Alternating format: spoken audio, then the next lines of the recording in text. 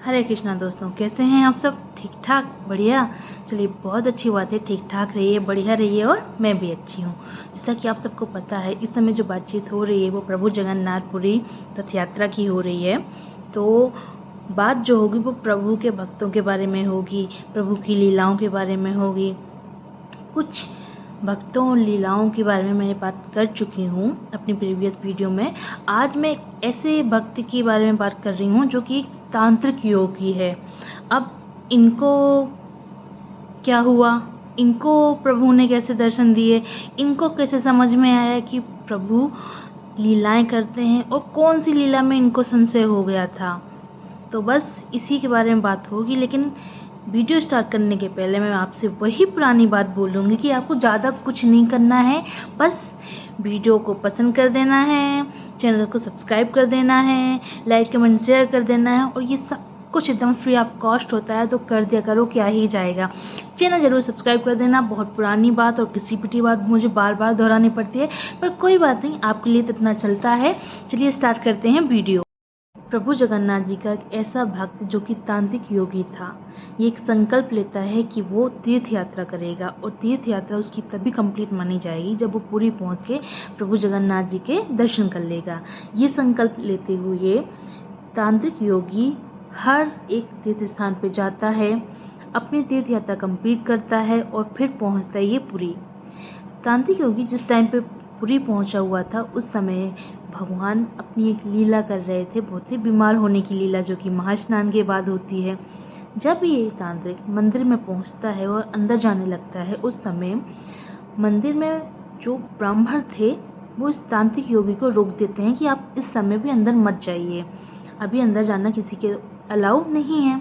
ये सुन के तांत्रिक थोड़ा गुस्सा हो जाता है कि तुम ये क्या बोल रहे हो, मैं प्रभु जगन्नाथ जी के दर्शन के लिए आया हूँ, मैंने संकल्प कर रखा है कि मेरी तीर्थ यात्रा तभी पूरी मानी जाएगी जब मैं प्रभु जगन्नाथ जी के दर्शन कर लूँगा, और तुम मुझे रोक रहे हो, तुम्हारी इतनी हिम्मत कैसे। तो ये जो ब्राह्मण थे बहुत प्यार से इसके आंसर देते हैं कि महाराज आप नाराज़ ना हो, बात ऐसी है कि अभी प्रभु बीमार हैं और उनकी सेवा सवर जाति के लोगों के द्वारा की जा रही है, जो कि उनको जड़ी बूटी देते हैं, औषधि देते हैं, ताकि प्रभु जल्दी से सही हो जाएं। तांत्रिक जब ये बात सुनता है तो उसे थोड़ा सा गुस्सा और आ जाता है। वो बोलता है, अच्छा भगवान बीमार पड़ते हैं, तुम एक नई कहानी बना रहे हो, भगवान कब से बीमार पड़ने लगे, भगवान बीमार नहीं पड़ते, जरूर ये तुम लोग कोई षड्यंत्र कर रहे हो, जरूर मंदिर के अंदर तुम लोगों कुछ घपलेबाजी कर रहे हो, प्रभु कब बीमार होने का नाटक कर रहे हो। और उसके बाद ब्राह्मण फिर से समझाते हैं कि ऐसा कुछ नहीं है, प्रभु जगन्नाथ सिर्फ ब्राह्मणों के तो नाथ नहीं है, वो तो पूरे जगत के नाथ हैं, वो स्वर्ण के भी नाथ हैं, वो क्षत्रियों के भी नाथ हैं, जो लोग वन में रहते हैं वो उनके भी नाथ हैं। तो हर किसी को अवसर दिया जाता है प्रभु जगन्नाथ जी की सेवा करने के लिए, और इसलिए अभी स्वर जाति के लोगों के द्वारा सेवा की जा रही है। आप क्रोधित ना हो, कुछ दिन रुक जाएं। लेकिन ये जो तांत्रिक योगी था ये कोई बात नहीं सुनता और ब्राह्मणों से कहता है कि मैं तुम लोगों की शिकायत राजा से करूँगा। अब ये जो तांत्रिक योगी था पहुँच जाता है राजा जी के पास, और राजा जी के पास पहुंचने के बाद बोलता है कि आप मेरे साथ अभी जगन्नाथपुरी में जो मंदिर है जगन्नाथ जी का, उस मंदिर में चलिए, श्री मंदिर में चलिए, वहाँ ज़रूर ये ब्राह्मण कुछ घपलेबाजी कर रहे हैं, बोलते हैं भगवान बीमार हैं, बताओ ऐसा कभी होता है। अब राजा जी कुछ नहीं बोलते, क्या बोलें, वो तो तांत्रिक है ना। तो जब राजा जी तांत्रिक की बात सुनते हैं तो राजा जी कहते हैं ठीक है चलिए, आप क्या चाहते हैं बताइए। ये तांत्रिक बोलता है कि आप अभी इसी समय मेरे साथ चलो और देखो मंदिर में क्या हो रहा है।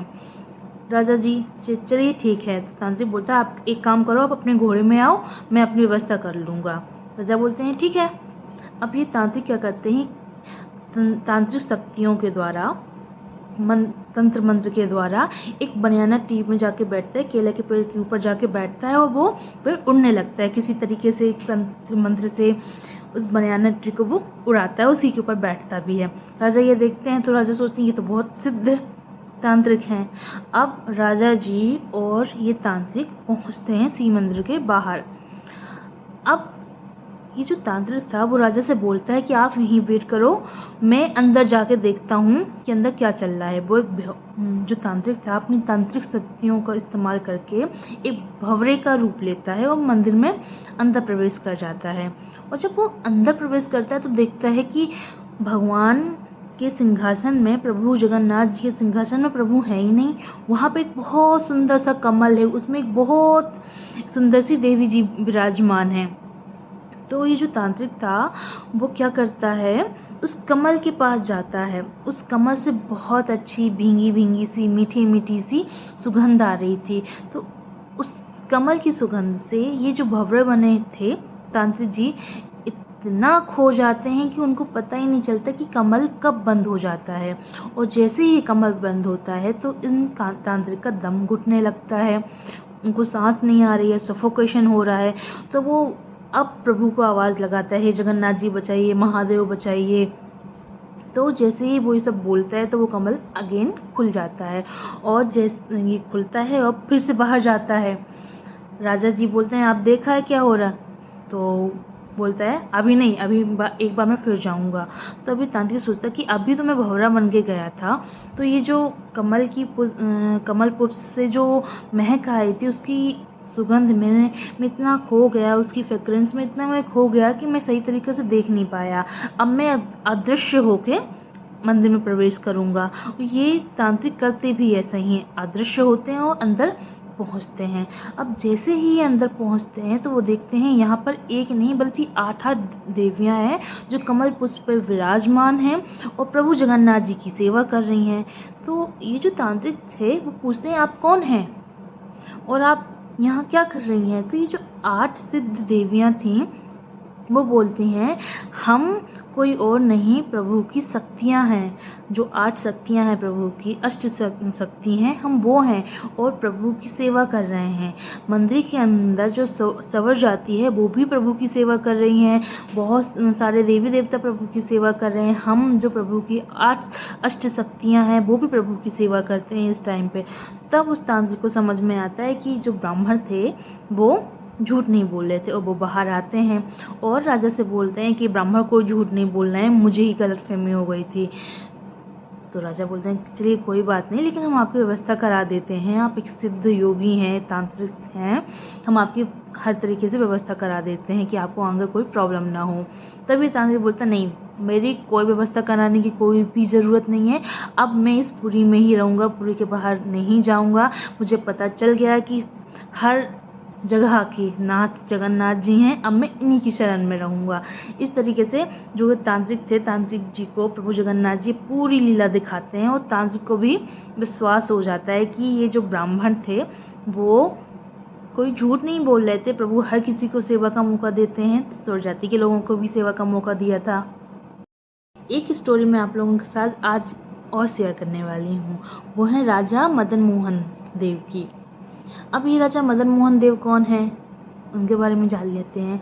तो ये राजा जी जो हैं वो प्रभु जगन्नाथ जी के भक्त हैं और वैष्णवों को ये बहुत सम्मान देते हैं।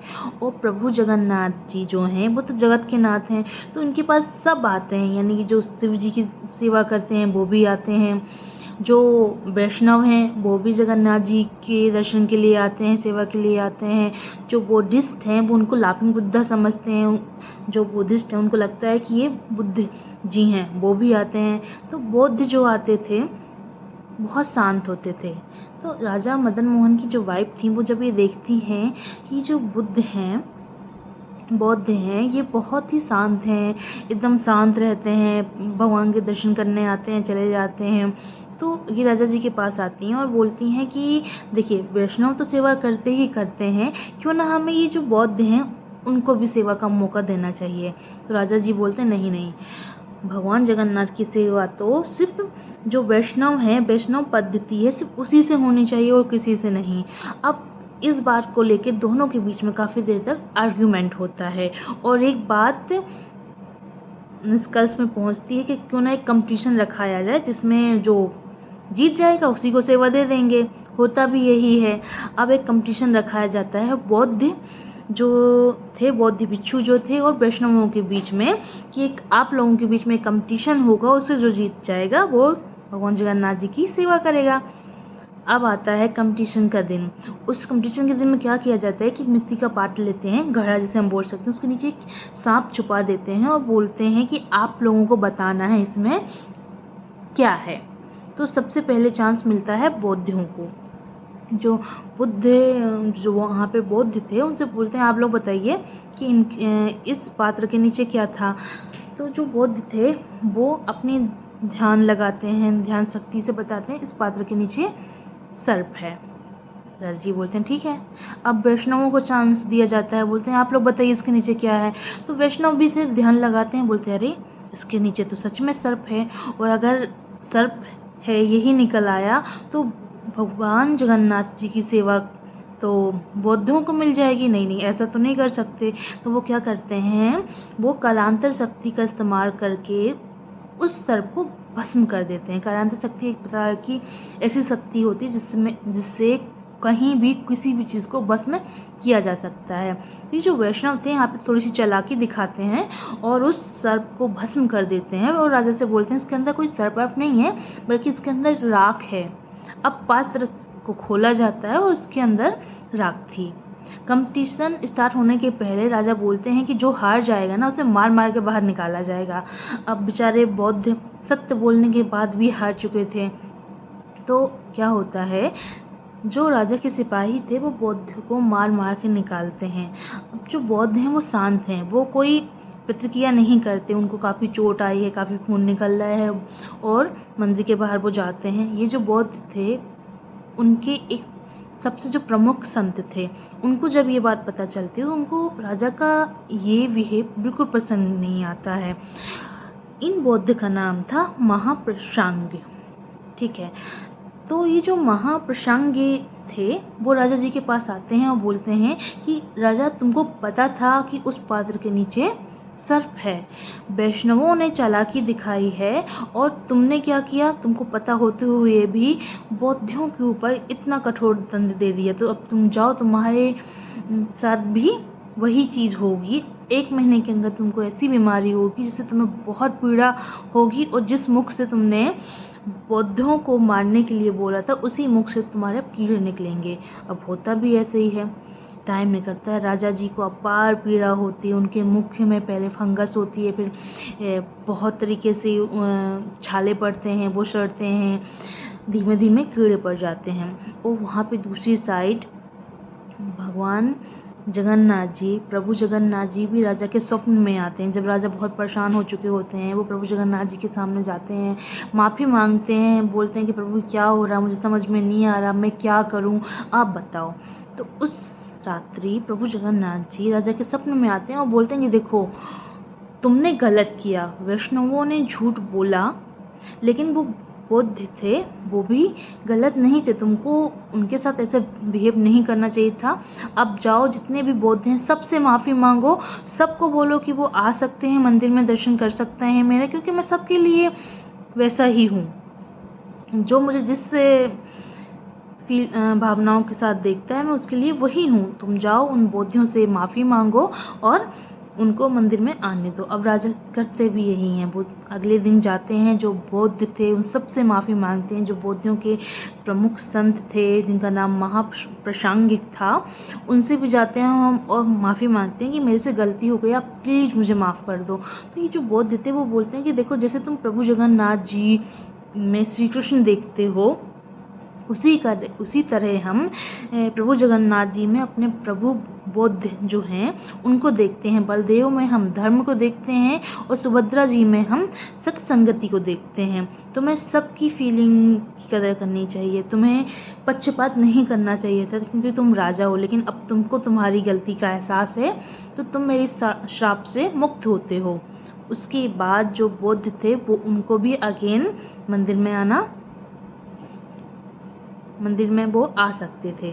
ठीक है, तो जो प्रभु जगन्नाथ जी हैं ना उनकी सेवा हर कोई कर रहा है। देखो बौद्ध उनको लाफिंग बुद्धा समझते हैं, तो जो शिव जी की पूजा करते हैं वो उनको भैरव का रूप मानते हैं, और वैष्णव तो उनको जगन्नाथ यानी कि श्री कृष्ण मानते हैं। ये जो 2 कथाएं थी ये मुझे बहुत ज़्यादा प्रिय हैं, बहुत ज़्यादा अच्छी लगती हैं, इसलिए मैंने आपके साथ शेयर किया। और मैंने लास्ट वीडियो में भी बोला था कि अगर आपके पास प्रभु जगन्नाथ जी से रिलेटेड कोई ऐसी कथा है जो आपको लगता है कि आनी चाहिए तो आप कमेंट में मुझे बता सकते हैं, मैं ज़रूर बताऊंगी। आज की वीडियो के लिए इतना ही रखते हैं। जय जगन्नाथ, जय श्री कृष्णा।